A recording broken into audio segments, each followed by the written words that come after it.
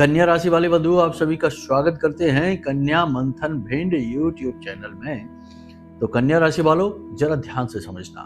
बर्बादी और तबाही के 3 बड़े संकेत पहले ही मिल चुके हैं। जी हाँ बंधुओं, आपको शायद इनके बारे में आभास तक नहीं है, लेकिन आपकी जिंदगी में जो ग्रहों की स्थितियां बनने वाली हैं, 29 मार्च के बाद जो स्थितियां अचानक से परिवर्तित होने वाली हैं, उनके बारे में आपको पहले से ही आभास होना अनिवार्य है। याद रखना कि ये भाग्य, किस्मत, नसीब या यूं कहें कि जिंदगी किसके साथ क्या करना है, यह स्वतः खुद चुनाव करती है। हमारे और आपके प्रयास कर लेने से कुछ भी नहीं होता है। यदि हमारे नसीब में, हमारे भाग्य में कुछ लिखा है तो हमें कम प्रयास में ही हासिल हो जाता है, और यदि नहीं लिखा है तो लाख प्रयास करने पर भी वह हासिल नहीं होता है। जी हाँ बंधुओं, यही है जब हमारी किस्मत चुनती है कि हमारे साथ आगे मार्ग में बाधाएं उत्पन्न करेगी या हमें सरल मार्ग देगी आगे बढ़ने के लिए। तो बंधुओं, आज का यह कार्यक्रम इसी विषय पर है कि आने वाला 29 मार्च के बाद का जो समय और काल है, जो 18 मई तक चलेगा, 19 मई के आसपास तब तक चलेगा, यह जो पिशाच योग का विशेष अनिष्टकारी समय और काल बनेगा। इस समय और काल ने आपके जीवन में क्या होने वाला है, ये क्या निर्णय लिया है, क्या करेगा, अच्छा करेगा, बुरा करेगा, अनिष्ट करेगा या आपकी उन्नति करवाएगा। याद रखना कि यह जो पिशाच योग है, यह बहुत ही अनिष्टकारी ग्रह योग होता है। यह शनि और राहु की युति से बनता है। शनि एक बेहद ही क्रूर ग्रह है, राहु एक पापी ग्रह है, राक्षस ग्रह है। दोनों का मिलन जातक के जीवन में बहुत सारी कष्ट उत्पन्न कर सकता है। परंतु याद रखना कि पूरी कुंडली में यदि किसी को धन के मामले में सर्वश्रेष्ठ सहायता या यूं कहें कि उपलब्धियां देने की शक्ति किसी के पास है, तो वह शनि के पास है। आज के समय में शनि देव को मणि देव भी कहा जाता है। ठीक इसी प्रकार यदि किसी की जिंदगी में रातों रात चमत्कार करने की शक्ति किसी के पास है, तो वह राहु के पास है। ये दोनों ही ग्रह यदि किसी के अनुकूल होकर युति बनाकर किसी की कुंडली में किसी विशेष भाव में बैठ जाते हैं, तो जातक रातों रात माला माल भी हो सकता है। लेकिन यदि किसी की जिंदगी में अनिष्ट करने की गति के साथ बैठ जाते हैं किसी की कुंडली में, तो जातक की जिंदगी को पूरी तरीके से तबाह और बर्बाद भी कर सकते हैं। तो अब इन ग्रहों ने या इस बनने वाली युति या यूं कहे कि आने वाले समय और काल ने आपके साथ क्या करना है, क्या चुना है, अच्छा चुना है, बुरा चुना है, इसी के विषय में आज हम आपको विशेष गुप्त गूढ़ ज्ञान देने जा रहे हैं। बंधुओं, हम आपको 3 ऐसे बड़े संकेत बताएंगे जिन संकेतों को जानकर आपको पहले ही अनुमान लग जाएगा कि आपके साथ 29 मार्च के बाद क्या होने वाला है, अच्छा बुरा जो भी है। फिर इन 3 संकेतों के आधार पर जब आपको पता लग जाएगा कि आपके साथ कुछ अनिष्ट होने वाला है, गलत होने वाला है, जो कि होकर ही रहेगा। कोई चाहे कुछ भी कहे, कोई कहे कि आप डरा रहे हैं, कोई कहे कि आप तो उल्टी सीधी बातें करते हैं, गलत बात करते हैं। गलत तो बात हम करते ही नहीं हैं, बात जो सत्य है, सामने है, वही करते हैं। अगर आपको सत्य को देखकर आंखें बंद करके खड़े होने की आदत है, तो यह आपकी समस्या है। हमारा काम सत्य को उजागर करना है और हम वही कर रहे हैं। आपको यदि सच कड़वा लगता है तो कोई बात नहीं है, आप मीठा झूठ कहीं और से प्राप्त करिए और जिंदगी तबाह करिए, आप कहीं और जा सकते हैं। यहाँ केवल वही ठहरेंगे जिन्हें कड़वा सच सुनने की आदत है और जिन्हें जीवन में बदलाव लाने हैं, उद्धार लाना है। हजारों लोगों के जीवन को हमारे कार्यक्रमों ने बदला है, हमारे बताए गए उपायों ने बदला है। बहुत से शराबियों की शराब छुड़वा दी है, बहुत से पति पत्नी के बीच में प्रेम जो कम हो चुका था, तलाक तक की नौबत आ गई थी, उनके जीवन को सुखमय बना दिया है। बहुत से लोगों की गोद भरवा दी है माता रानी की कृपा और आशीर्वाद से, उपायों के माध्यम से। बहुत से लोगों का घर बस गया, बहुत से लोगों की नौकरी मिल गई, और ये सारा कुछ महामाई की कृपा से है, उनके आशीर्वाद से है। उपाय हमने बताए और माई पर विश्वास रखने को बोला। लोगों ने जब उपाय किए, माई पर विश्वास किया, तो उनके जीवन का उद्धार हो गया, दशा और दिशा ही बदल गई। लेकिन यह होता केवल उसी के साथ है जिसके मन में सात्विकता है, मान है, सम्मान है और धर्म के लिए प्रेम है और ईश्वर के लिए, भगवान के लिए श्रद्धा का भाव रहता है। उसी पर चीजें काम करती हैं। अंधों पर, मूर्खों पर और अधर्मियों पर कुछ भी काम नहीं करता है। उन पर तो काम करता है ईश्वर का, ऊपर वाले का दिया गया दंड, जो वो आगे चलकर भोगते हैं अपने कुकर्मों का। खैर, हम ये बातें आगे नहीं बढ़ाना चाहते हैं। हम आपको बता दें कि यदि आपने इस कार्यक्रम को अच्छी तरह से देख लिया, समझ लिया, बातों को अपने चित्त में उतार लिया और जीवन में अमल में लेकर आ गए, तो समझिए कि आप आने वाली कई मुसीबतों से पहले ही बच जाएंगे। राहु और शनि को अपने अनुकूल बना लेंगे और इसका बहुत बड़ा फायदा आने वाले समय में आपको मिलने वाला है, क्योंकि यही जो युति है यह 2-4 दिन की युति नहीं है, यह लंबे समय तक चलने वाली युति है। तो इस युति का आपको पूरा लाभ मिलेगा, लंबे समय तक मिलेगा, और हो सकता है कि इस युति के दौरान ही आपका जीवन एक ऐसी दिशा पकड़ ले कि आप फिर पीछे मुड़कर कभी देखें ही नहीं। जी हाँ बंधुओं, तो हम आपको बताएंगे 3 वो संकेत जो आपको मिल चुके हैं, शायद आपको पता नहीं है, आभास नहीं है, किसी ने बताया नहीं है। वे 3 कठोर और प्रामाणिक संकेत आपको हम बताएंगे। उसी के साथ साथ यदि आपके जीवन में ये घटनाएं घटित हो चुकी हैं तो समझ जाइए कि शनि और राहु की यह युति आपके जीवन में तांडव लाने वाली है, विनाश लाने वाली है। तो आपको कुछ उपाय करने होंगे। हम उपाय भी आपको बताएंगे कार्यक्रम के अंत में। उपायों को अच्छी तरीके से जान लेना, 1-2 नहीं 3 उपाय ही बताएंगे। तीनों उपाय आपको करने हैं और आप देखेंगे कि कैसे जो नकारात्मक स्थितियां बन रही हैं अचानक से उनमें सुधार आने लगेगा, पॉजिटिव स्थिति बनने लगेंगी। बातें प्रामाणिक हैं, आजमाइए, उसके बाद इनके परिणाम जब जीवन में सकारात्मक आए तब आप महामाई पर अपनी विश्वास, अपनी आस्था को बना लेना। लेकिन बात यही है कि कहीं ना कहीं मन में विश्वास, भरोसा तो होना ही पड़ेगा। अगर आप सिरे से बातों को नकारते ही रहेंगे कि ये सब फालतू है, कुछ नहीं होता, तो कोई बात नहीं, आपके जीवन में कभी कुछ होगा ही नहीं। जी हाँ बंधुओं, तो बस आपको विश्वास रखना है। चलिए महामाई का नाम लेते हुए कार्यक्रम को शुरू करते हैं। कमेंट बॉक्स में पूरे भक्ति भाव के साथ लिख डालिए, जय मां भद्रकाली कृपा करो। महामाई इतनी दयालु हैं कि वे निश्चित तौर पर आपके ऊपर कृपा करेंगे, और शायद उन्होंने आपके ऊपर कृपा कर ही दी है, तभी आज आप इस कार्यक्रम को देख रहे हैं, क्योंकि मार्गदर्शन आपको मिलने वाला है, श्रेष्ठतम ज्ञान आपको मिलने वाला है। जी हाँ बंधुओं, तो चलिए कार्यक्रम को आगे बढ़ाते हैं। अब ध्यान से समझिए। प्यारे मित्रों, हमारे अत्यंत प्रिय और परम पूज्य अमिताचार्य जी के पास माँ बगलामुखी और माँ भद्रकाली की साधनाओं का वर्षों का अनुभव है, और माता रानी की इनके ऊपर पूर्ण कृपा और सिद्धि है। आचार्य जी ने अपने सटीक कुंडली विश्लेषण और श्रेष्ठतम उपायों के माध्यम से हजारों लोगों के जीवन को खुशियों से भरा है।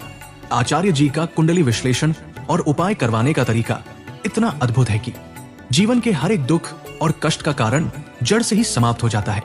फिर समस्या चाहे जैसी भी हो, कर्जा बहुत बढ़ गया हो, व्यापार चल नहीं रहा हो, बीमारियों में आप बर्बाद हो चुके हो, रिश्तों में प्रेम समाप्त हो चुका हो, या फिर नौकरी ही ना मिल रही हो, विवाह में देरी होती हो, कैसी भी समस्या हो, इन समस्याओं का कारण क्या है, कौन सी महादशा परेशान कर रही है, कौन सा दोष लगा हुआ है, सब कुछ आचार्य जी इतना सटीक बताते हैं कि वर्षों वर्ष के दुख कुछ ही दिनों में समाप्त हो जाते हैं। अगर आपके जीवन में भी कोई ऐसी संकट की घड़ी है तो यही सही समय है जब आप पूज्य आचार्य जी के हाथों से अपनी कुंडली का विश्लेषण करवाएं और वर्षों से चल रहे दुखों और संकटों के इस चक्र से बाहर निकल जाएं। प्यारे मित्रों, अभी वीडियो में दिए गए नंबरों पर फोन करिए और अपनी कुंडली का श्रेष्ठतम आकलन करवा डालिए। जिंदगी बदलने का ये सबसे बड़ा मौका हाथ से मत जाने दीजिएगा। जय माई की, महामाई आपका कल्याण करे। तो संकेतों की बात करेंगे तो सबसे पहला संकेत, अब ध्यान से समझिए, यह जो पिशाच योग है आने वाले समय में बनने वाला है, 2-4 दिनों के बाद, यानी 29 मार्च से बनेगा। यह जो पिशाच योग है यह जातक के जीवन में 3 प्रकार से प्रभाव डालेगा। पहला, जातक की मानसिकता को उथल पुथल कर देगा, विचार अनियमित कर देगा, चलते हुए कार्यों में, विचारों में बाधा उत्पन्न कर देगा। 100% 29 मार्च के बाद जातक के जीवन में परिवर्तन तो आएंगे ही आएंगे, विचारों से परिवर्तन आएंगे। दूसरा, कि जातक के व्यापार को उथल पुथल कर देगा, किसी न किसी प्रकार से इस प्रकार प्रभावित करेगा, कोई बड़ी अड़चन, कोई बड़ी रुकावट, या फिर कोई बड़ी अपॉर्चुनिटी यानी बड़ा मौका या अवसर आपको देगा।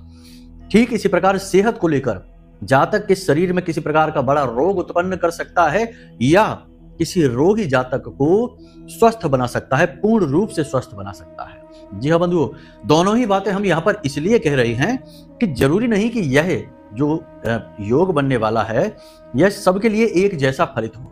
देखिए, हर इंसान की, जैसे आपकी राशि के जातकों की बात करें तो एक ही राशि के कई लोग हो सकते हैं, लेकिन ग्रहों का प्रभाव सब पर समान नहीं होता है। एक ही ग्रह किसी के लिए खराब, किसी के लिए अच्छा क्यों होता है? क्योंकि ग्रहों का अपना स्वभाव होता है, अपनी मांग होती है। कोई भी जातक यदि अपने जीवन में परिवर्तन करता है, ग्रहों की मांग को पूरी कर देता है। तो वह ग्रह उसके लिए अनुकूल हो जाता है और फिर वही ग्रह उसे आगे बढ़ाता है। बात करते हैं सबसे कठोर शनिदेव की। जो भी व्यक्ति मन में दया का भाव रखता है, शनिदेव दबे कुचले और निचले वर्ग के लोगों के अधिपति हैं। जो लेबर का काम करते हैं, जो मजदूर हैं, गरीब हैं, असहाय हैं, लाचार हैं, अपाहिज हैं, जो फल की रेहड़ी लगाते हैं, छोटे छोटे व्यापार करते हैं, या आपके ऑफिस में, आपके कार्यालय में जो झाड़ू पोंछा करते हैं कर्मचारी हैं, छोटे निचले दर्जे के, उनके मालिक, उनके अधिपति शनिदेव बनते हैं। तो अब इन लोगों से अगर आप अच्छा व्यवहार करते हैं, और इनसे अच्छा व्यवहार आप कब करेंगे? जब आपके दिल में, आपके मन में दया का भाव होगा। तो यदि आप दया मन में रखते हैं, सहानुभूति रखते हैं लोगों के लिए, तो शनिदेव आपका अनिष्ट कर ही नहीं सकते। बहुत सारे ऐसे लोग हैं जिनको हम जानते हैं व्यक्तिगत तौर पर, जो शनि की साढ़े साथी में करोड़पति बन गए। पहले कुछ भी नहीं थे, बिल्कुल साधारण से इंसान, लेकिन करोड़ों में खेल रहे हैं शनि की साढ़े साथी में, क्योंकि उनके अंदर वही गुण थे जो शनिदेव उनसे मांग रहे थे। दूसरा गुण है कि जो व्यक्ति अनुशासन में रहता है, यानी कि नियम संयम का पक्का होता है, जो काम करना है सो करना है, काम टालने की आदत नहीं है, आलसी नहीं है, तो समझो कि वह शनि का बहुत अधिक प्रिय व्यक्ति है। समझ में आ रही है आपको बातें? सारी बातें स्पष्ट हैं। जो व्यक्ति धन को बचाता है, स्त्रियों का सम्मान करता है, अपनी माँ का सम्मान करता है, पुरखे पूर्वजों का सम्मान करता है, जानवरों के साथ भी प्रेमवत व्यवहार करता है, सहानुभूति रखता है, जो भोलेनाथ की भक्ति करता है, नित्य उन्हें जल समर्पित करता है, ऐसे व्यक्ति शनिदेव को बहुत प्रिय होते हैं।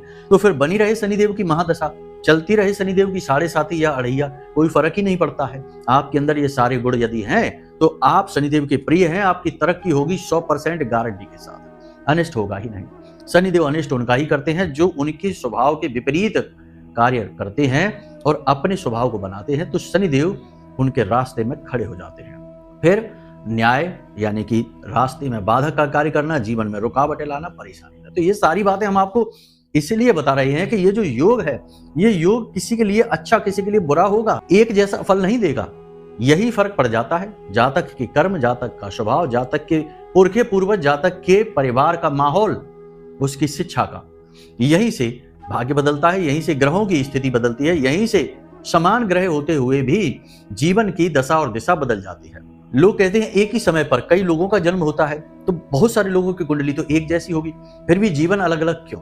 तो जीवन अलग अलग के दो कारण हैं। एक तो प्रारब्ध, जो पिछले जन्म से वह लेकर आया है, अपनी आत्मा पर जो बंधन बांधकर लाया है, वही उसके संस्कार बनेंगे और वैसे ही उसके कर्म होंगे, वैसी विचारधारा और सोच बनेगी। दूसरा, उसके आसपास का वातावरण। किसी अगर पंडित ब्राह्मण के यहाँ वह पलेगा बढ़ेगा तो मंत्रोच्चारण करेगा, ईश्वरीय पथ पर चलेगा, और किसी दुष्ट के यहाँ रहेगा, कसाई के यहाँ रहेगा तो जानवरों को काटेगा और दुष्ट बन जाएगा। अब एक जैसी कुंडली बनी रहे तब भी ग्रह एक को बहुत सुख देंगे और एक को बहुत दुख देंगे। अब सुख का मतलब यहाँ केवल धन नहीं है, सुख का मतलब है चित्त की शांति। धन से सुख आता नहीं, धन से सुख की कामना, बहम उत्पन्न अवश्य हो जाता है, लेकिन असली सुख तो आपके अंदर ही छिपा है। आपके मन का चैन, आपके सुकून, आपकी आत्मा पर जो आपने विश्वास किया, उसकी कहने पर, अपने मन के कहने पर चले और सबसे प्रेम किया, तो आपकी आत्मा संतुष्ट है, यही आपके लिए सुख है। तो यहाँ पर यही है मतलब। तो उम्मीद है कि यहाँ तक सारी बातें आपको समझ में आ रही हैं। अब अपने मूल विषय को समझते हैं। 3 बड़े संकेतों की बात करते हैं। पिछले 4 से 5 दिनों को मिलाइए और ठंडे दिमाग से विचार करके देखिए। यदि अचानक से आपके जीवन में कोई बड़ा परिवर्तन हुआ है, बड़ा परिवर्तन कैसे, ध्यान से समझिए। नौकरी अच्छी भली चल रही थी, कोई बुराई नहीं, कोई परेशानी नहीं, लेकिन उच्च अधिकारी से अचानक से बहस हो जाती है। किसी बात को लेकर आपको अचानक से गुस्सा आ गया, या उच्च अधिकारी ने कुछ ऐसा कह दिया कि आपकी बात ही बिगड़ गई। वहां पर आपकी जो जुबान थी वह फिसल गई, आप नियंत्रण खो बैठे और खींचतान इतनी बड़ी हो गई कि अब बात नौकरी पर बन गई। तो ये घटना हो गई। दूसरी यह कि घर में अचानक से किसी बात को लेकर इतना विवाद हो गया, इतना झगड़ा हो गया, इतनी तनाव की स्थिति हो गई कि अब बात बहुत ज्यादा बिगड़ गई, टेंशन बहुत ज्यादा हो गई, बंटवारे तक की बात आ गई, हिस्से तक की बात आ गई। तो ये बात है। अचानक से दुर्घटना हो गई, अचानक से पैसों का नुकसान हो गया, अचानक से घर में कोई बीमार हो गया, यानी घर में कोई अनिष्टकारी घटना, खास तौर से आपसे जुड़ी हुई, जिसका सीधा संबंध आपसे है, यानी जहां पैसे आपके खर्च होंगे, नौकरी आपकी जाएगी, दिमाग में टेंशन आपको रहेगी, चिंता आपको रहेगी, परेशानी आपको होगी, समय आपका खराब होगा। यदि ऐसा कुछ पिछले 5 से 7 दिनों में आपके जीवन में हुआ है तो समझ जाइए कि ये खराब संकेत है। इसका मतलब यह हुआ कि बनने वाली युति ने पहले ही अपना काम करना शुरू कर दिया है। याद रखना कि कोई भी ग्रह, कोई भी युति जब बनती है तो वह समय से पहले ही अपना प्रभाव शुरू कर देती है। फिर जब उसका नियंत्रण पूर्ण रूप से आ जाता है तब वह पूर्ण प्रभावशाली हो जाती है और पूरी तरह से चारों तरफ से गिरफ्त में ले लेती है, जकड़ लेती है। तो ये समझिए। अब दूसरा संकेत है आपके मन से जुड़ा हुआ। पिछले 5 से 7 दिनों से आप देखिए, आपको अचानक से डर भय तो नहीं लग रहा, नींद लेने में दिक्कत तो नहीं हो रही है, स्वास्थ्य अचानक से आपका कमजोर खराब तो नहीं रहने लगा, खास तौर से आपका पेट बुरी तरीके से खराब हो गया है, या फिर आपके कमर और कमर के निचले हिस्से में चोट लग गई है, दुर्घटना हो गई है, या अचानक यूं ही दर्द रहने लगा है, या फिर हड्डियों से जुड़े रोग, पुरानी एलर्जी, या फिर किसी ऐसी नई बीमारी की आहट जिसकी वजह से आप हॉस्पिटल तक पहुंच गए हो, अचानक से ब्लड प्रेशर बढ़ गया, अचानक से शुगर लेवल, या कुछ भी और ऐसी बीमारी जिससे आप हॉस्पिटल पहुंच गए। कहने का मतलब यह है कि अचानक से कोई ऐसी घटना आपके जीवन में घटित है पिछले कुछ दिनों में, 5 से 7 दिनों में, जिसने आपको पूरी तरीके से हिला कर रख दिया है, आपके स्वास्थ्य को बर्बाद कर दिया है। तो बस समझ जाइए कि यह बुरा संकेत है, यहां से आने वाली युति आपको नुकसान पहुंचाएगी। सतर्क हो जाना। उपाय हम आपको बताएंगे, चिंता न करिए, ये केवल संकेत हैं। संकेत मिलते ही इसलिए हैं कि वह जो ऊपर ब्रह्म बैठा है, ईश्वर बैठा है, वह आपको संकेतों की भाषा से सतर्क करना चाहता है। याद रखना कि ब्रह्मवाणी सांकेतिक है। कभी ब्रह्म या ईश्वर या भगवान या देवता हमारे सामने प्रकट होकर नहीं रोकेंगे कि बेटा रुक जाओ, ये काम गलत है, ये मत करो, नहीं, वे सिर्फ संकेत देंगे। इसीलिए कहा जाता है कि समझदार को इशारा काफी है, मूर्ख तो बस अपनी ही कहता रहता है, सुनता कहाँ है, समझता कहाँ है। तो बस समझदार बनिए, एक इशारों को, संकेतों को समझिए। तीसरा संकेत, यह संकेत बहुत ही महत्वपूर्ण है, इस संकेत को समझ लीजिए। तीसरा संकेत है कि रुपए पैसे को लेकर या प्रॉपर्टी को लेकर कोई ऐसा विवाद, कोई ऐसी स्थिति, कोई ऐसी बात बनी है जिससे आपके अपने से ही किसी बात को लेकर झगड़ा हुआ है, थोड़ी तनाव की स्थिति बनी है, मानसिक पीड़ा हुई है, विवाद भी हुआ है, झगड़ा भी हो सकता है, या फिर स्थिति इतनी खराब हो चुकी है कि कोर्ट कचहरी तक बात पहुंच गई, थाने तक पहुंच गई, पुलिस तक पहुंच गई, ऐसी बात भी हो सकती है। यानी कि प्रॉपर्टी और पैसे को लेकर किसी अपने के साथ ही कोई बड़ा विवाद हो चुका है। तो इस स्थिति को भी आपको समझना होगा। यदि ऐसा हुआ है तो समझ जाइए कि ये जो संकेत है, ये अच्छा संकेत नहीं है। छोटे छोटे और भी संकेत हैं, इन्हें भी समझ लीजिए तो अच्छा ही होगा। फिर इसके उपाय की बात करेंगे। छोटे छोटे संकेत ये हैं कि आलस बहुत अधिक रहना, मन कंफ्यूज रहना, निर्णय लेने की क्षमता कमजोर हो जाना, अनुशासनहीन हो जाना, सुबह लेट तक सोते रहना, अपने काम समय पर पूरे कभी न कर पाना, और हर जगह पैसे की बर्बादी होना, हर जगह पैसा अटकना, जहां से उम्मीद थी कि यहां से पैसा आएगा वहां से भी पैसा नहीं आना, हर तरफ से पैसा अटक जाना, और व्यापार एकदम से ठप हो जाना, धीमा हो जाना। नौकरी पर अचानक से शत्रु, कई तरीके के शत्रु उत्पन्न हो जाना, जो आपके सहयोगी थे, आपके मित्र थे, वे भी अचानक से आपके विरोधी बन गए, आपके पीठ के पीछे बुराइयां कर रहे हैं। तो ये सारी संकेत हैं। पति पत्नी के बीच अचानक से विवाद होने लगा, झगड़ा होने लगा, मनमुटाव की स्थिति बन गई। प्रेमियों के बीच भी ऐसी ही स्थिति बन गई, पिता पुत्र के बीच भी ऐसी ही स्थिति बन गई कि अचानक से मतभेद होने लगे। तो ये सारी स्थितियां, यानी ये सारी की सारी स्थितियां, वातावरण एक ही संकेत हैं कि ये जो आने वाली युति है आपके लिए बिल्कुल भी ठीक नहीं है। अब आपको क्या करना है, यहाँ पर समझदारी से काम लेना है, ध्यान से समझना। 2 काम आप यहाँ पर कर सकते हैं। बड़ा ही सौभाग्यशाली यह समय है। जैसे ही शनिदेव का गोचर होगा 29 मार्च को, 30 मार्च से नवरात्रे, जी हाँ, माता रानी की शरण में चले जाइए तुरंत। कुछ भी नहीं करना, परेशान नहीं होना। अभी हाल फिलहाल में तो आपको केवल और केवल एक कार्य करना है, वह है कि प्रतिदिन शिवलिंग यानी कि भोलेनाथ को जल समर्पित करना है। भोलेनाथ को जब आप जल समर्पित करें तो उन्हें काले तिल जरूर चढ़ाएं, ठीक है। और जल समर्पित करते समय उसमें थोड़ी सी मिश्री अवश्य डाल दें। ये बहुत अच्छा प्रयोग है। इससे आपका राहु, आपका शनि संतुलित हो जाएगा। भोलेनाथ शनिदेव के गुरु हैं। भोलेनाथ को जो जल चढ़ाएगा शनिदेव उसका कभी अनिष्ट नहीं करेंगे, ये एक बात।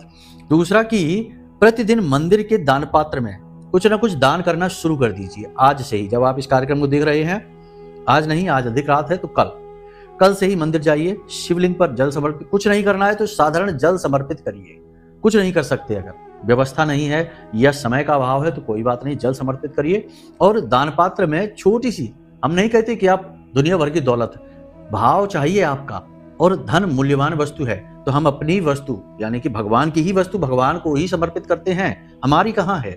तो बस 5 रुपए या 10 रुपए दान पात्र में डाल दीजिए चुपचाप। प्रतिदिन यह कार्य करिए 29 मार्च तक, यानी कि जब तक नवरात्रे प्रारंभ नहीं होते 30 मार्च तक कर लीजिए। उसके बाद आपको क्या करना है, एक विशेष कार्य, बहुत जरूरी कार्य है। देखिए, हम आपको यह बताने जा रहे हैं, यह मंत्र है, ठीक है। इस मंत्र का आपको प्रयोग करना है। अब एक ही भाव में, एक ही राशि में, मीन राशि में ही बहुत सारे ग्रहों की जो है मेल होने जा रहा है।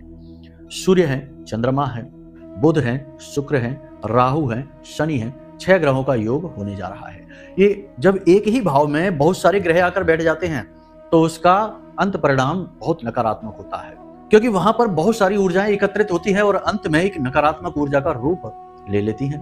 तो ऐसा ही यहां पर होगा। तो आपको क्या करना है, ध्यान से समझिए। 9 दिन का यह प्रयोग रहेगा। आप एक नारियल लेकर आएंगे, लाल रंग की चुनरी लेकर आएंगे, माता रानी का श्रृंगार लेकर आएंगे, ठीक है। और आपको एक कलश चाहिए। कलश आप मिट्टी का पात्र लेकर आए, छोटा सा एक मिट्टी का कलश, उसके ऊपर मिट्टी का ही ढक्कन, जिसे पारा कहते हैं, उसे लेकर आइए। उस मिट्टी के पात्र को शुद्ध कर लीजिए, अच्छी तरीके से पानी से धोकर, शुद्ध जल से धोकर, उसके बाद उसके ऊपर गंगा जल छिड़क दीजिए। शुद्ध हो गया। 30 तारीख को ही आपको सुबह के समय यह कार्य करना है। फिर आपको उसमें ताजा जल भर देना है, एक सिक्का डाल देना है, थोड़ी सी हल्दी डाल देनी है, एक लौंग का जोड़ा, एक इलायची, और तुलसी मैया की जड़ से थोड़ी सी मिट्टी लेकर आएंगे, बिल्कुल जरा सी मिट्टी, उसे भी उस जल में डाल देना है और उसे पारा उसके ऊपर रख देना है। उसमें थोड़ा सा अन्न रखेंगे, गेहूं रख सकते हैं या चावल रख सकते हैं, और उसके ऊपर गाय के घी का दीपक प्रतिदिन आप जलाएंगे सुबह समय, ठीक है, सुबह के समय पर। नारियल श्रृंगार माता रानी को अर्पित करेंगे, नारियल को माता रानी का स्वरूप बनाकर अर्पित कर देंगे, रख देंगे 9 दिनों के लिए, ठीक है। कुछ बड़ा कार्य नहीं करना है। सुबह सुबह सोकर जागिए, जो जल उसमें भरा हुआ है उस जल को उठाकर बाहर दरवाजे पर अपने पूरे घर में सिंचित कर लीजिए, अपने स्नान करने वाले जल में मिला लीजिए, घर के सभी लोगों के स्नान करने वाले जल में मिला दीजिए, ठीक है। उसके बाद फिर से ताजा जल भर दीजिए, स्वच्छ जल, फिर से यही सारी चीजें जो हमने आपको बताई हैं डाल दीजिए। सिक्का जो निकलेगा उस सिक्के को रख दीजिए, नया सिक्का डाल दीजिए, और वो जो सिक्के बनेंगे उनसे आप कन्याओं को कुछ खिला पिला देना या फिर मंदिर के दान पात्र में डाल देना अंतिम दिन, ठीक है। साथ ही जो सामग्री निकलेगी, जैसे इलायची है, लौंग है, उसे आप तुलसी की जड़ में मिट्टी के नीचे दबा देना, ठीक है। फिर से नई सामग्री बनाकर सुबह सुबह उस कलश में डाल देना। उसके बाद आप फिर से एक दीपक जलाएंगे। जब आप दीपक जलाएं, उस कलश के ऊपर गाय के घी का दीपक ऊपर रखेंगे, ठीक है, अन्न के ऊपर। ये जो कलश है यह 9 देवियों का प्रतीक है। इतना शक्तिशाली देवी का स्वरूप है, इसे घट स्थापना कहते हैं। जिस जातक के घर में 9 देवी के यह स्वरूप घट स्थापना हो जाती है, संपूर्ण 9 देवियों की शक्ति उस जातक के जीवन में आ जाती है। अब आपको एक छोटा सा कार्य और करना है। स्नान आदि करके सुबह सुबह आप जब जल वगैरह बदल देंगे, उसके बाद आपको वहीं पर बैठकर माँ दुर्गा का नवाड़ मंत्र है, इस मंत्र का जाप करना है। चामुंडा देवी का नवाड़ मंत्र जो है, इसका आपको जाप करना है। नवाड़ मंत्र क्या है, आपके मोबाइल की स्क्रीन पर आपको दिखाई दे रहा है। बहुत ही सरल मंत्र है, लेकिन बहुत ही शक्तिशाली मंत्र है। अब कुछ लोग यहाँ पर आएंगे, कहेंगे कि गुरुजी ये मंत्र तो सिद्ध नहीं है, हमारे तो कोई गुरु नहीं है, हम इस मंत्र को कैसे कर सकते हैं। तो आप चिंता न करिए, ये मंत्र हम आपको दे रहे हैं, तो हम इस नाते आपके गुरु हुए, और इस मंत्र को देने की जो परंपरा है वह गुरु शिष्य परंपरा के अंतर्गत आ रही है। तो आपको यह मंत्र फलित हो जाएगा। सिद्ध करने की कोई आवश्यकता नहीं है, सिद्ध करने की क्रिया हमारी है। आप बस इस मंत्र का प्रयोग करिए, आपको प्रमाण मिलेंगे तुरंत उसी दिन से, ठीक है। तो इस मंत्र का आप प्रयोग करना शुरू कर देना। स्नान आदि के साथ ही करना, अशुद्धता के साथ नहीं करना, पहली चीज। दूसरी चीज कि जब आप इस प्रयोग को कर रहे हो 9 दिन के लिए, तो मांसाहार, जुआ, शराब यानी गलत कार्य, नीच कर्म की तरफ तो सोच भी मत लेना। हो सके तो जमीन पर शयन करना और ब्रह्मचर्य का पूर्ण पालन करना, सुबह सूर्योदय से पहले जागना और किसी का भी अपमान न करना।